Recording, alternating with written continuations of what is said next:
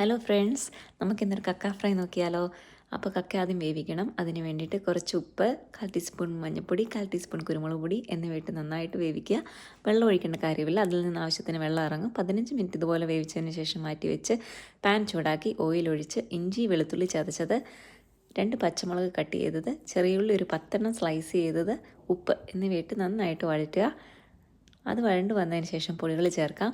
1 table spoon മുളക് പൊടി, 1 table spoon മല്ലിപ്പൊടി എന്നിവയിട്ട് അതിൻ്റെ പച്ചമണം മാറുന്നിടം വരെ നന്നായിട്ട് ഒന്നുകൂടെ വഴറ്റുക. പിന്നീട് അര സവോള സ്ലൈസ് ചെയ്തത് ആഡ് ചെയ്ത് കൊടുക്കുക. ഇതും അത്യാവശ്യം വഴണ്ട് വന്നതിന് ശേഷം നമുക്ക് കക്ക ചേർക്കാം. അങ്ങനെ വേവിച്ച് വെച്ച കക്ക ഇതിൻ്റെ കൂടെ ചേർത്ത് നന്നായിട്ട് ഫ്രൈ ആക്കുക.